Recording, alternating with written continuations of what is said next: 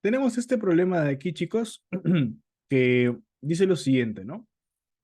Se tiene una instalación cuyo esquema técnico se muestra, que opera con R134A y para la cual se tienen los siguientes datos.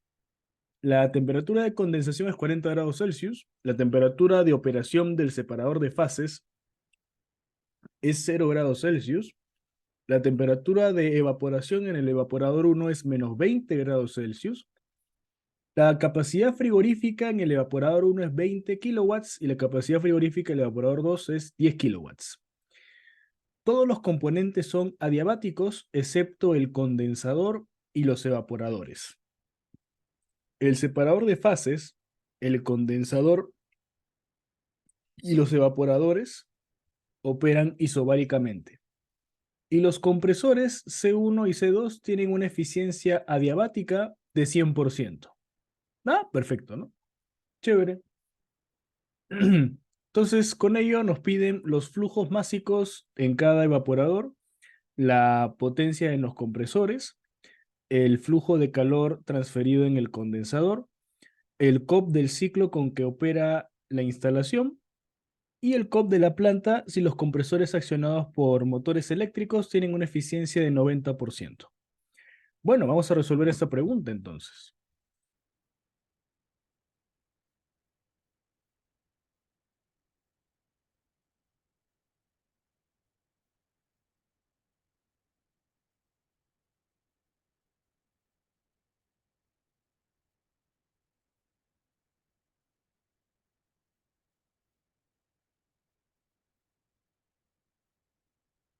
Siempre, chicos, toda la vida tenemos que hacer nuestra tabla, ¿no?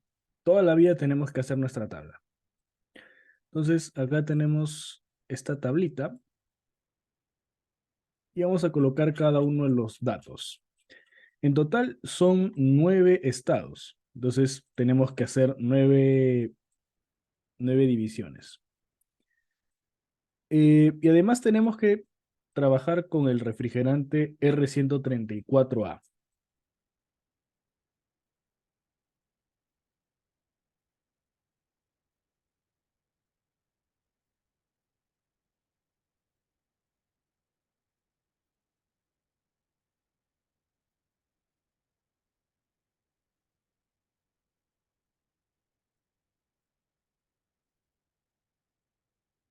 Ya, ok. Vamos a empezar. Tenemos 10 estados en total.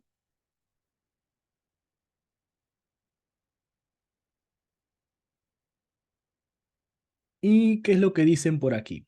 La temperatura de condensación es 40 grados Celsius. ¿Qué quiere decir eso? Quiere decir de que la temperatura en 5 y en 6 va a ser 40 grados Celsius. Porque tanto el proceso de evaporación como el proceso de condensación van a darse a temperatura constante, ¿no?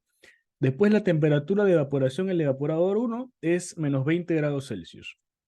Entonces en el evaporador 1 va a ser menos 20 y menos 20. Ya, listo. Y la temperatura de operación en el separador de fases es 0 grados Celsius. O sea, 3, 8, 2 y 9 tienen 0. 3, 2, 8 y 9 tienen 0. Ya.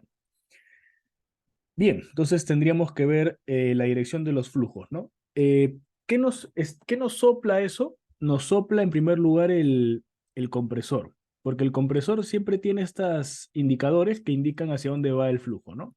Entonces el flujo está yendo así. Entonces esto iría por acá. Aquí hay una bifurcación, ¿no? Entonces se va a bifurcar acá en dos. Este flujo va por aquí. Y bien, también tendríamos este flujo que va por acá,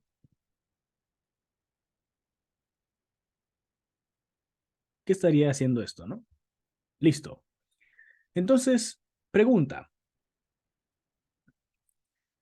¿El separador de fases qué cosa hace? Pues lógicamente va a separar las fases, ¿no? Pero la pregunta es, va a separar las fases de quién? Del R134A que va a estar ingresando al separador de fases. Ingresa R134A y va a salir un vapor saturado y un líquido saturado. Entonces, acá hay dos ingresos, acá y acá. Y acá hay una salida. Esta salida tiene agüita. Esta agüita corresponde al líquido saturado. Por lo tanto, esta otra parte de acá es vapor saturado, ¿no? Porque no, en vez de ser líquido es aire, ¿no? Entonces sería vapor saturado. Y esto también es una salida. Esta salida se va a la parte de acá, se combinan y entran al este compresor 2. Y listo, ya tenemos todos los sentidos de los flujos. Bien, entonces, lo que se sabe de 6 es que es líquido saturado, porque es la salida del condensador.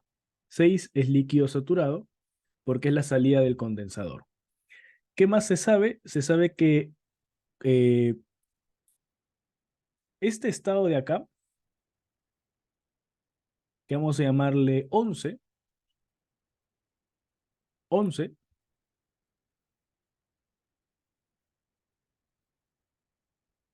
va a estar en vapor saturado.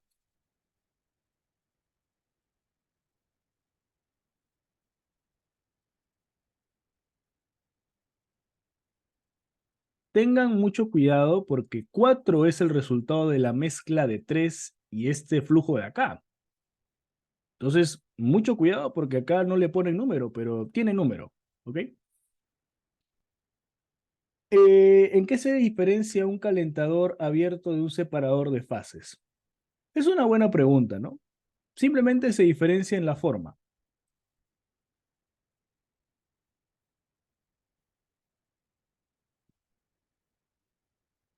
Si no me recuerdo mal, un calentador abierto tiene esta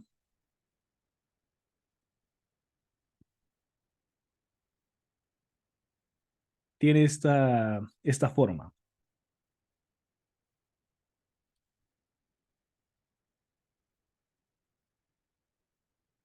Así que se diferencian en la forma, básicamente, ¿no? En realidad no hay mucha diferencia, ¿no? Por lo menos, lo que sí sabemos del separador de fases es que va a tener una parte de líquido saturado y una parte de vapor saturado, ¿no? Pero después ahondar las diferencias, pues como que en realidad cada uno tiene sus características particulares. Simplemente habría que saber cuál es líquido saturado, y el que es líquido saturado es este de aquí, en el caso del calentador cerrado, ¿no? Sí, esa es como que la diferencia fundamental. Eh, bueno, 11 es el vapor saturado y ya está, ¿no? ¿Qué más? Uno es también vapor saturado. Uno es vapor saturado con -20. Listo. 3 es vapor saturado también. Y 9 es líquido saturado. 3 es vapor saturado y 9 es líquido saturado. Perfecto, perfecto. Entonces ahí podemos hacer unos jueguitos, ¿no? Vamos a las tablas termodinámicas. Entonces, en las tablas termodinámicas tenemos que irnos al refrigerante R134A. Específicamente a las tablas de saturación. Entonces, en saturación tenemos que buscar, en primer lugar, la temperatura de -20.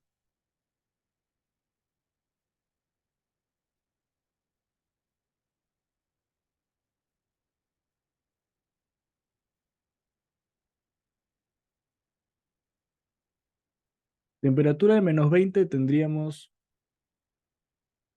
esta entalpía de vapor saturado.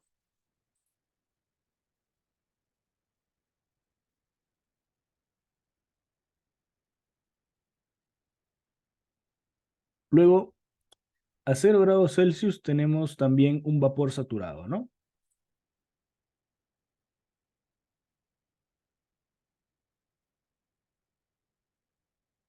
398,6.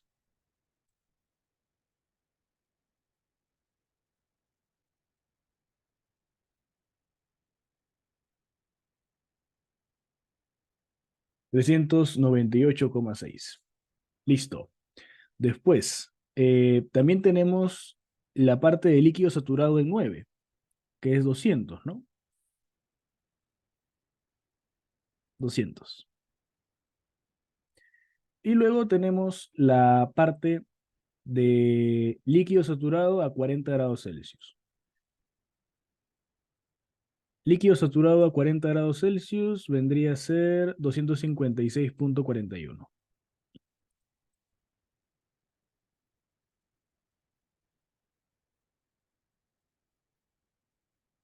Sí, sería 256,41.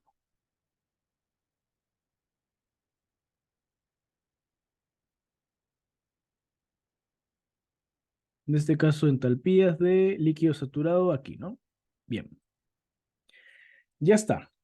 Ok, ya tenemos esos datos.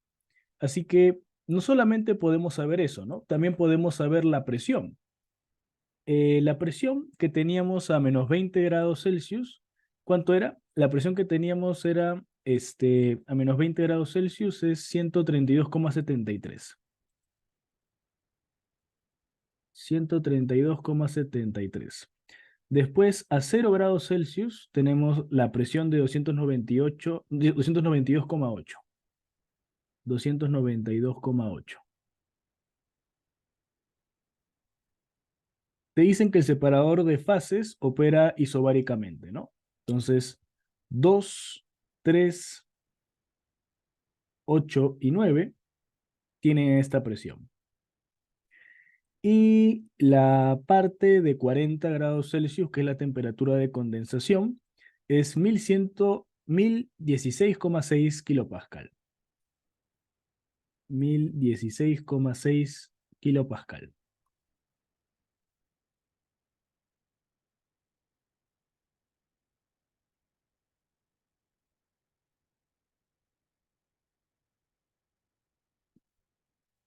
Bacán.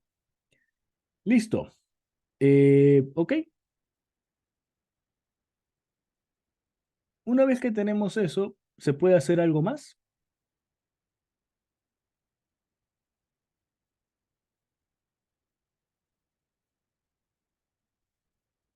Pues acá tendríamos que ver, ¿no?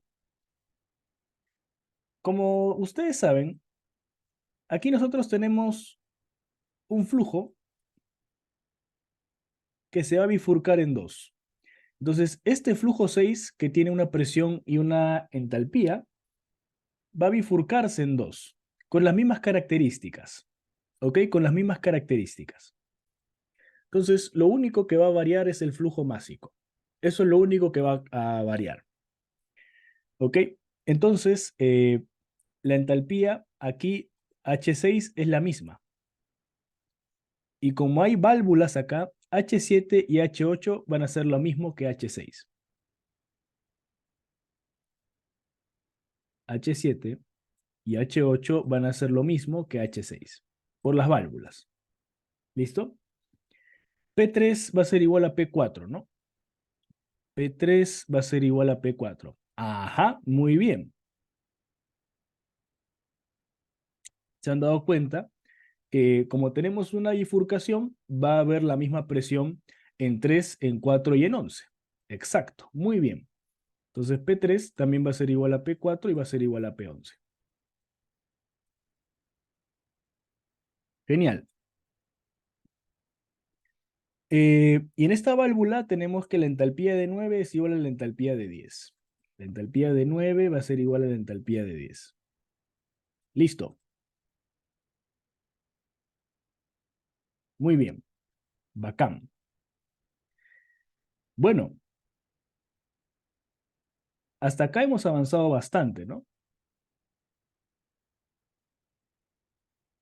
Y fíjense, aquí tenemos una presión de 292,8, ¿no? Vamos a tener esta de aquí. Vamos a tener esta de aquí. 3 justamente es vapor saturado y va a combinarse con el vapor saturado de 11.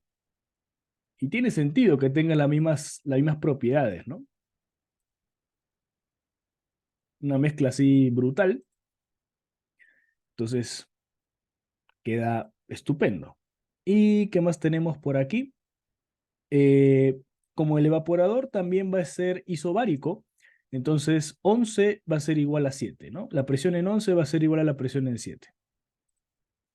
La presión en 11 va a ser igual a la presión en 7. Y acá el evaporador también es isobárico, entonces la presión en 1 es igual a la presión en 10. Completamos todas las tablas de presiones. Listo, y completamos todas las cositas ahí. Genial. Entonces, nos queda todavía algunas cositas que tenemos que hallar.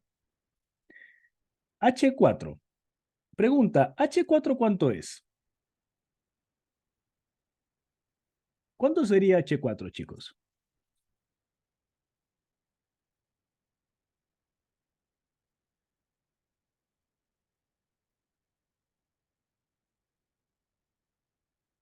Al ojo. Al ojo sale.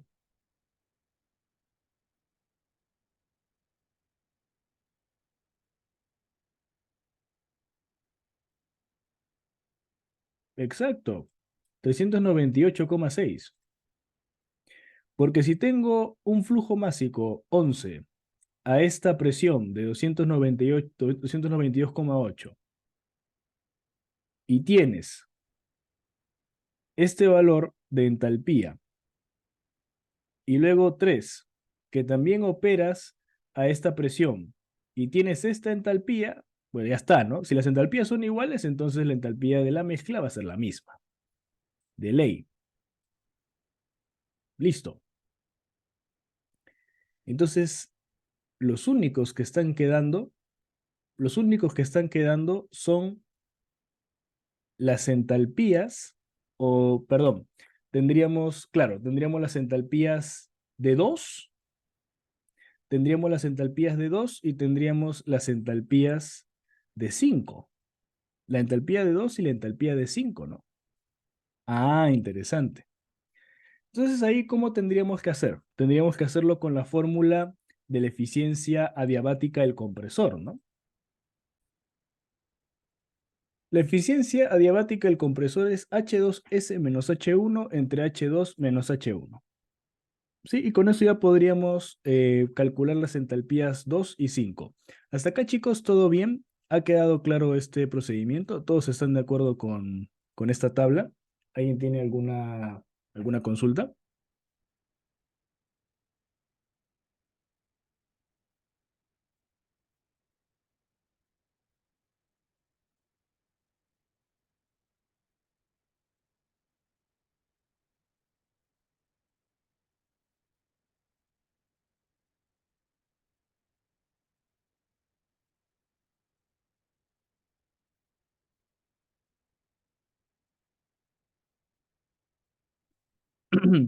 Hola, ¿me escuchan, chicos? Hola, ahora sí, ya. ¿Alguna pregunta? ¿Todo bien? Sí, todos están de acuerdo con esta tabla, ¿no? Todos les han quedado claro el procedimiento de cada cosita que hemos hecho. A ver, ¿qué me dicen por acá? La temperatura de operación eh, se refiere a la temperatura de entrada y salida. Claro, es la temperatura de operación de aquí, ¿no? Tal cual. O sea, es lo que está trabajando. 6 a 7 y 8, ¿por qué la entalpía sigue siendo H6? Bueno, lo que pasa es lo siguiente, ¿no? Este flujo de acá se está dividiendo en dos. Entonces es algo así como que una botella de gaseosa lo sirvas en dos vasos. Van a tener, esos dos líquidos van a tener las mismas propiedades, ¿no? Lo único que variaría en todo caso es la cantidad de gaseosa que tienes en un vaso y en otro. Pero va a seguir siendo las mismas propiedades. Entonces, como este líquido se está bifurcando en dos, va a tener la misma entalpía. Por lo tanto, esta entalpía se va a igualar a 7 y a 8 por el tema de la válvula. Hay una válvula y hay otra válvula. ¿Sí? Por ese motivo es que Son H6 ambas.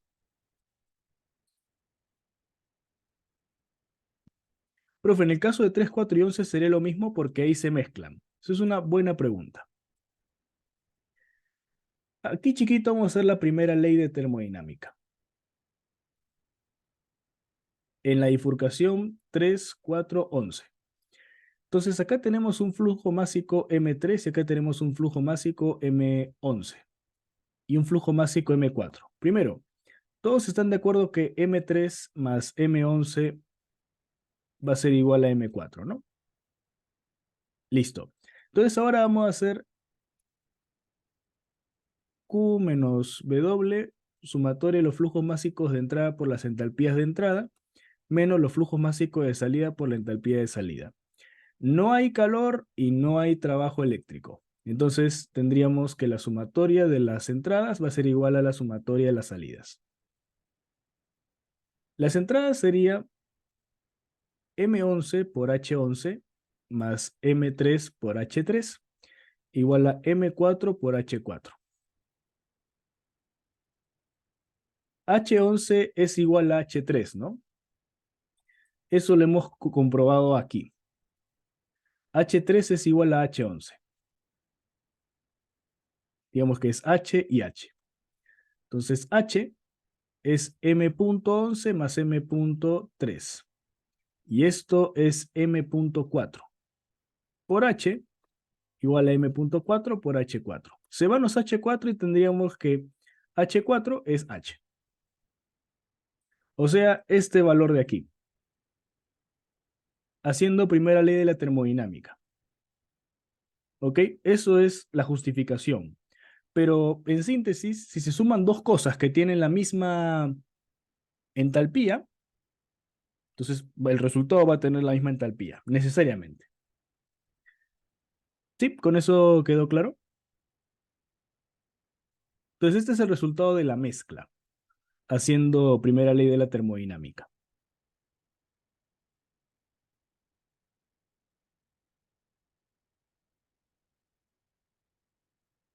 ¿Sí? ¿Todo claro por qué las entalpías son iguales? ¿Sí? Ya. Listo. Entonces, bueno, tendríamos la última parte que es el tema de la eficiencia adiabática de los compresores. Bueno, tendríamos el primer compresor, que justamente es 2.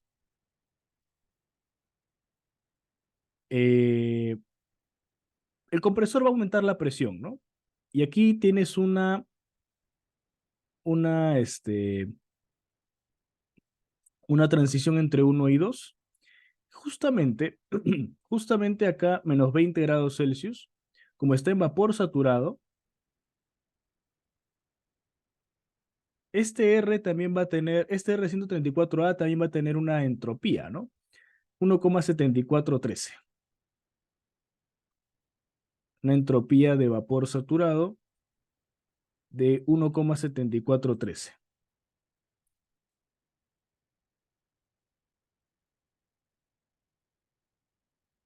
Esa entropía vamos a tener que replicarla aquí para hallar el H2S, ¿no? Ahora, ustedes saben que la eficiencia diabática de estos compresores es 100%, ¿no? Acá lo dicen, la eficiencia diabática es 100%. ¿Qué quiere decir? Quiere decir que H2 menos H1 es igual a H2S menos H1. Porque esto pasa para acá, ¿no? Entonces, te te vas y me queda H2 igual a H2S. Entonces, si yo hallo H2S, ese vendría a ser el H2. Entonces, tengo 1,7414. 292,8. Se sale, ¿no? Se sale de los valores de líquido, perdón, se sale de los vapores de saturación. Se sale de los valores de saturación esta entropía. 1,74 se escapa, ¿no? De la campana. Entonces estaríamos en vapor sobrecalentado. No se puede trabajar con la tabla entalpía, entropía, porque no es agua, ¿no? Bueno, ahí tendríamos un refrigerante, ¿no? Entonces no sería muy útil. Yo nunca uso ese gráfico, el gráfico de las líneas esas, eso yo no lo uso, porque mi ojo, personalmente yo tengo un ojo que no es tan poderoso. Ya, yo soy corto de vista, así que no me sirve mucho ver las líneas. Ya lo he comprobado ya he intentado utilizar ese gráfico y se me va. Así que no, no me ayuda. Lo que yo prefiero hacer es utilizar los cálculos. Eso me asegura más el resultado. Además que tengo un resultado más preciso, ¿no? Entonces, en este caso, yo voy a las tablas de vapor sobrecalentado, voy a la presión de 292,8. Eh,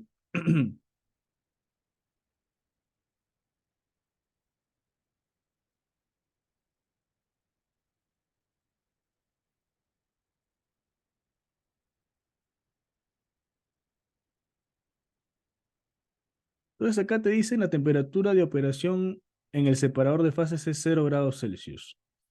Ya, pero el problema es que acá nosotros tenemos una temperatura de 0 grados Celsius con esta entropía. No le hace, no le hace, no le hace, se va. Interesante, interesante,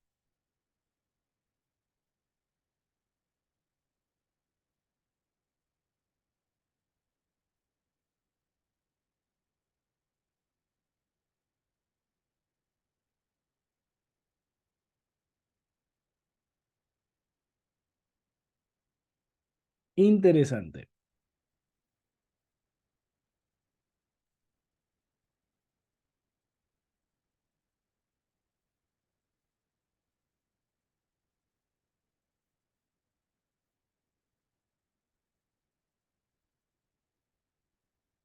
Acá hay una incongruencia.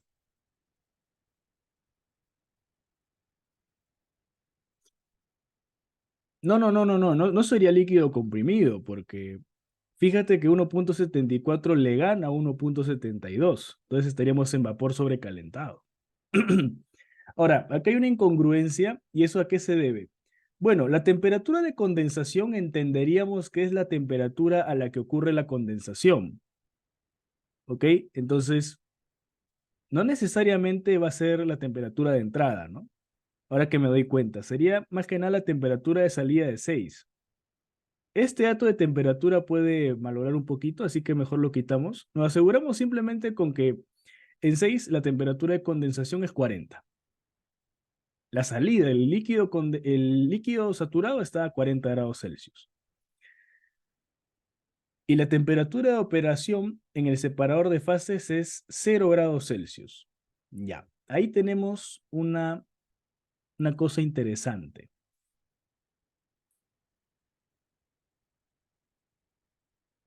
El separador de fases operan isobáricamente. Quiere decir que los cuatro que están interactuando ahí tienen la misma presión. Ya, lo que yo entiendo de esto es que este líquido saturado y este vapor saturado que van a estar saliendo del separador de fases van a estar obviamente a 0 grados Celsius, ¿no?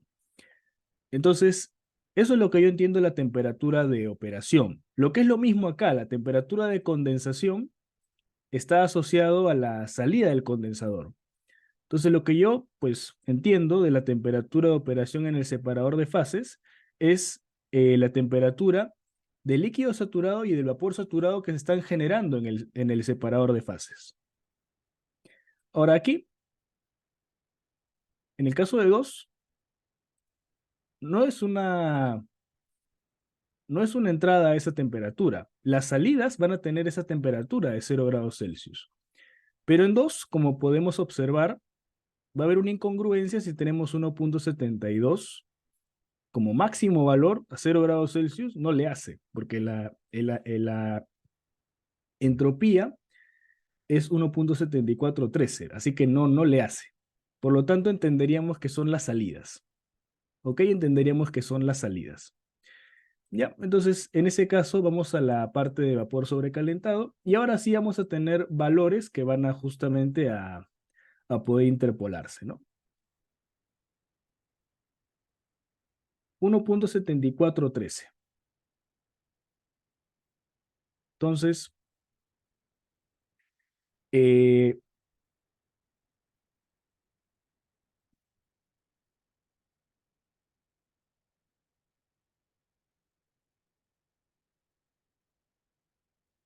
tendríamos que fijarnos en las entalpías y en las entropías.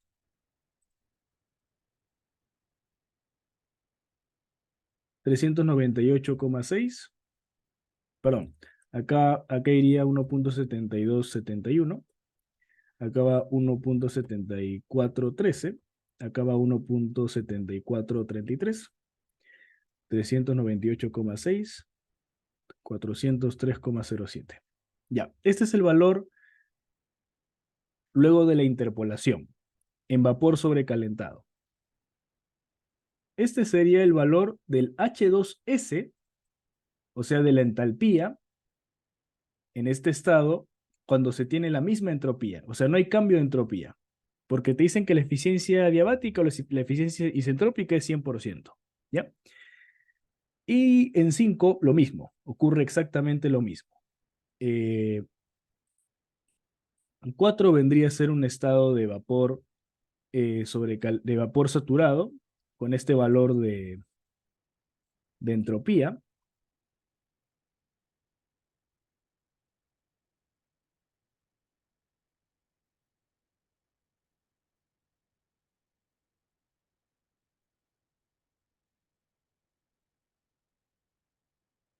¿Listo? Y esto va a pasar a 5. Entonces en 5 nosotros vamos a tener lo siguiente, ¿no? Vamos a eh, aumentarle la presión y vamos a mantener la misma entropía, porque la eficiencia diabática es 100%. Miren ustedes, ¿no? Entonces, cuando nosotros tenemos una presión de 1016, vamos a tener una entropía de vapor saturado de 1.71. Rebasamos, ¿no? Entonces tenemos que irnos a las tablas termodinámicas a buscar esa presión, ¿no? La presión de 1016. Acá está. Entonces vamos a hacer una interpolación aquí para hallar el H5S en este caso. 1.7271, ¿no?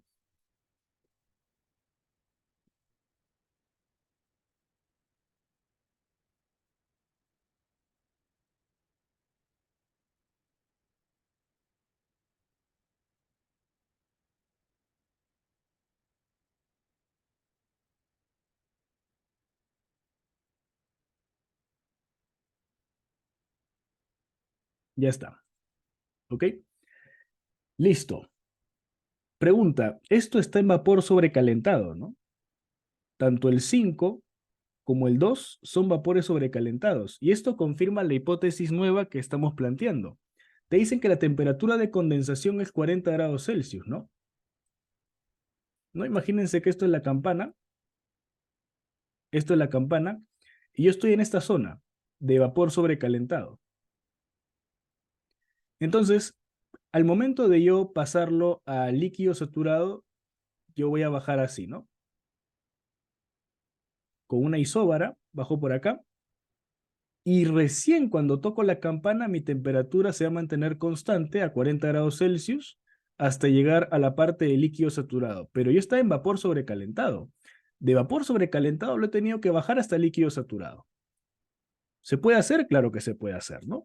Sin embargo, evidentemente, nosotros aquí tenemos que tomar en consideración que la temperatura de condensación y la temperatura del separador de fases está relacionado a las salidas.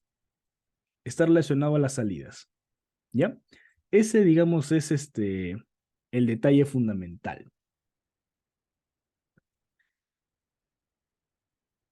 Ya con eso tenemos todas las entalpías, chicos. Hasta acá, chicos, ¿todo bien? ¿Tienen alguna pregunta? ¿Tienen alguna inquietud? ¿Ha quedado todo bien? ¿Todo ha quedado claro?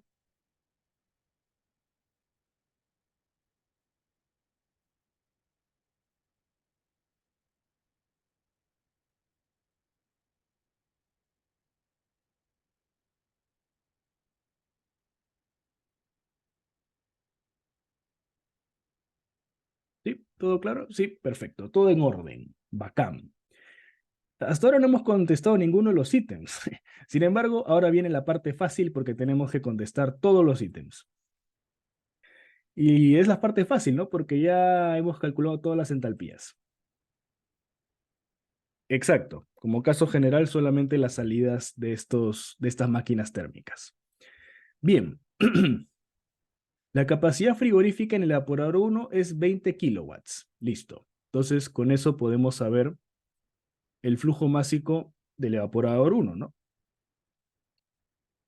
Primera ley de la termodinámica.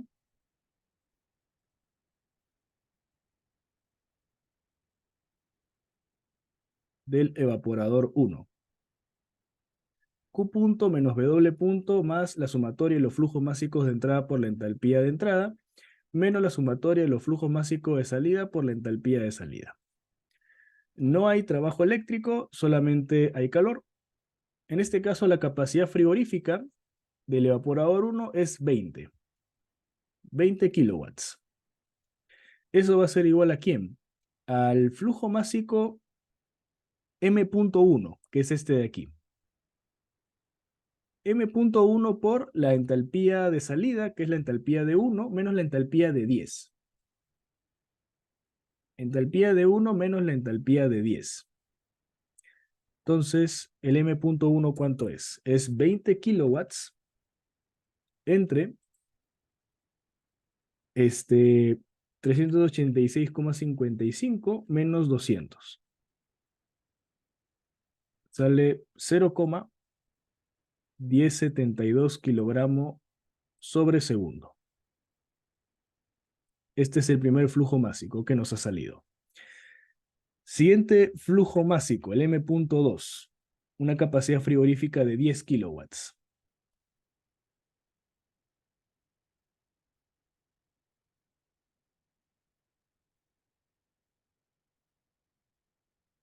Entonces, la capacidad frigorífica de este evaporador es 10 kilowatts. Acá es el M.2. Y en este caso, ¿cuáles son las entalpías en juego? 11 menos 7. 11 menos 7, ¿no?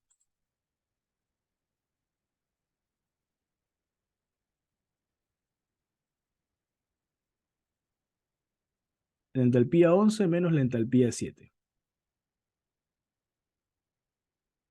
Entonces acá es 10 entre 398,6 menos 256,41. El M.2 es 0,07033. Ya está. Con eso ya tenemos 3 puntos. B, la potencia en los compresores. Bueno, tenemos que hacer primera ley en los compresores, ¿no? Ojo, muy importante esto de aquí. Bueno, ya acá tenemos esta parte entendida. Entonces, lo que nos interesa es esto, ¿no? Acá está entrando M.2. Acá está saliendo M punto. Acá es M.2. Acá sería M punto menos M.2. Acá está saliendo M.1. Acá es M.1. Entonces, si acá está saliendo y acá está entrando el M.1, acá está entrando, por lógica, acá estaría saliendo M punto menos M.2. M punto. M.2 Entonces acá estaría circulando el M punto. Bueno, ya está. Potencia en los compresores. Acá tenemos el compresor 1 con el flujo másico de M.1. Y bueno, acá tenemos que hacer una pequeño cálculo para saber cuánto vale el M punto. Sí, ese es el detalle que tenemos que hay que averiguar. ¿Listo?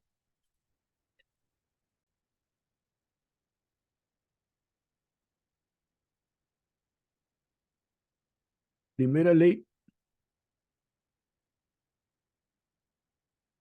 compresor 1. Entonces, tendríamos que plantear esto de acá. En este caso, lo que nos dice el ejercicio es que todos los componentes son adiabáticos excepto el condensador y los evaporadores. ¿Qué quiere decir? Quiere decir que el compresor es adiabático. Por lo tanto, el flujo de calor es cero. Entonces, el trabajo va a ser esto de aquí. En este caso, sería el M.1 por la entalpía de entrada menos la entalpía de salida. Ya tenemos la entalpía de entrada, ya tenemos la entalpía de salida. Y también tenemos el flujo másico que es M.1, ¿no? Entonces tenemos la resta entre este y este. Y también tenemos el flujo másico de acá.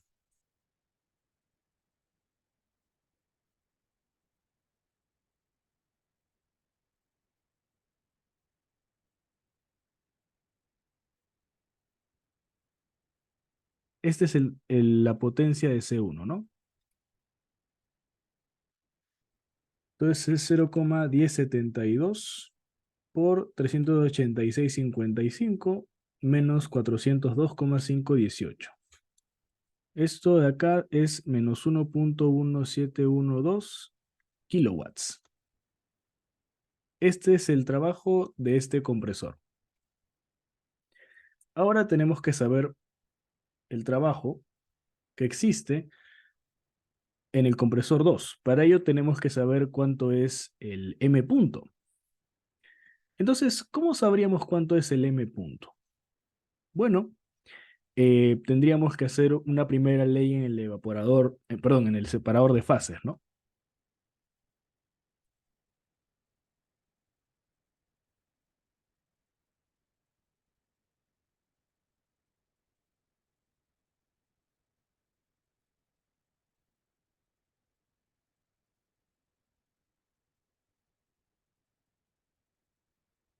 En este caso, la primera ley en el separador de fases va a ser más sencilla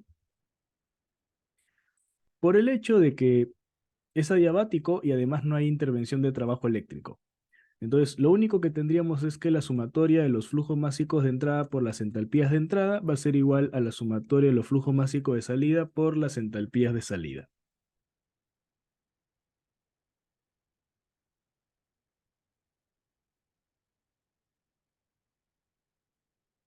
Entonces, tendríamos las entradas M.1 por H2 más M punto menos M.2 por H8.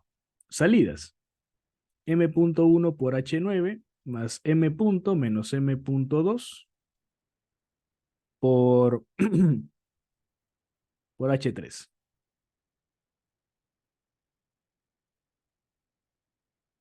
Entonces estos de aquí son los resultados de los flujos másicos.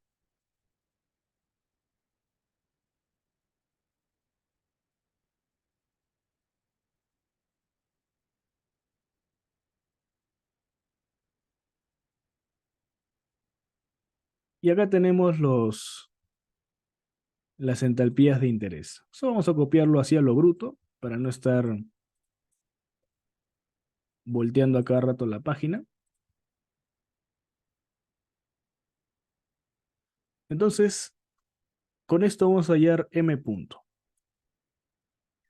Entonces sería 0,1072 por H2, que es 402,518, más X, que es la incógnita, menos 0,07033 por H8, que es 256,41, y eso va a ser igual a 0,1072 por H9, que es 200, más X menos 0,07033 por H3, que es 398,6. Entonces, M punto sale 0,223 kilogramo por segundo.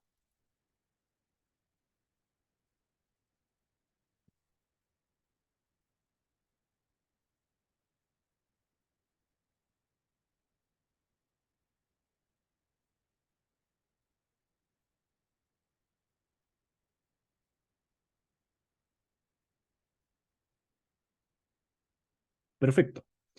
Ya tenemos el flujo másico de aquí. Entonces, el compresor 2 va a estar asociado con las entalpías de 4 y 5.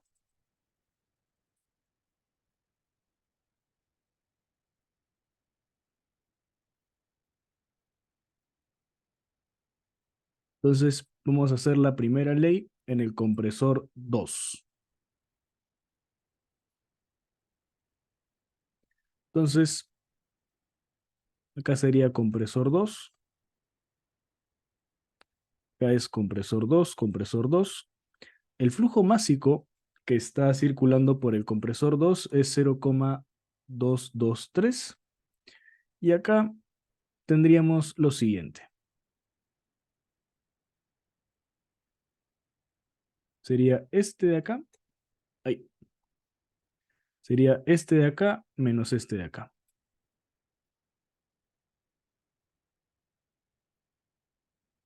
0,223, 398,6 menos 424,491.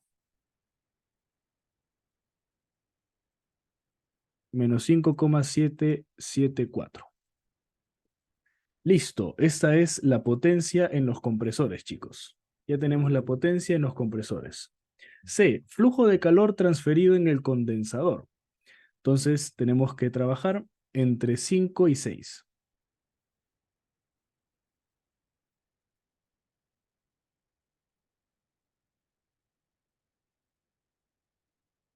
Vendría a ser primera ley en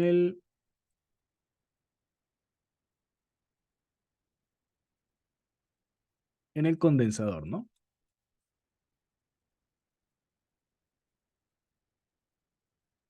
Primera ley de la termodinámica en el condensador.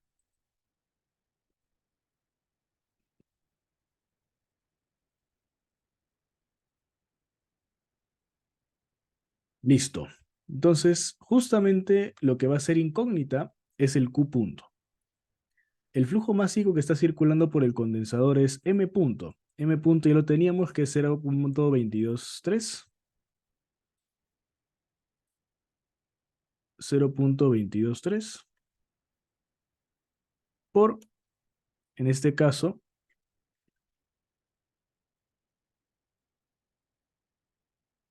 lo que sería H, la entalpía de salida, menos la entalpía de entrada.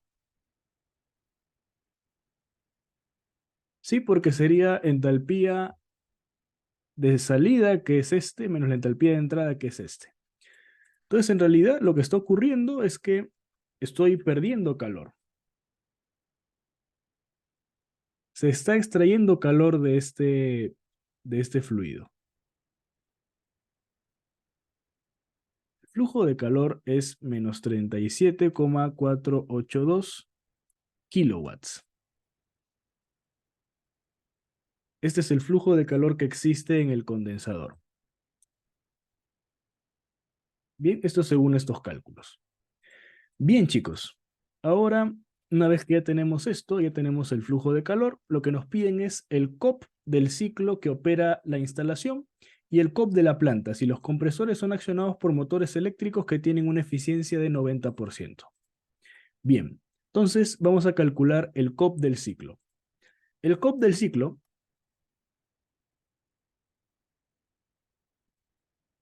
es la capacidad frigorífica de los evaporadores entre la potencia que ha sido utilizada en los compresores, en valor absoluto, porque salen negativas, ¿no? La capacidad frigorífica total de los compresores, ¿cuánto ha sido? 20 más 10, 30, ¿no?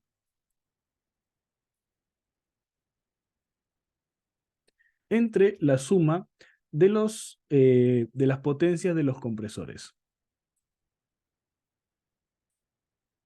Esta potencia y esta potencia.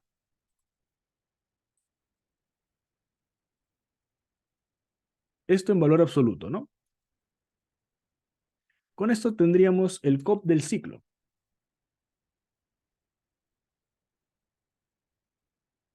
Sale 4,01. Este es el COP del ciclo. ¿Sí? Estamos considerando únicamente el ciclo de refrigeración.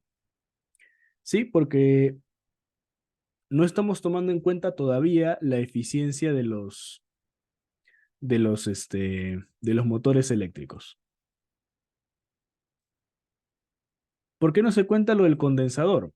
Porque en el caso de refrigeración, lo que se evalúa es cuánto calor yo he extraído de un sistema entre lo que me ha costado a nivel de potencia de compresores.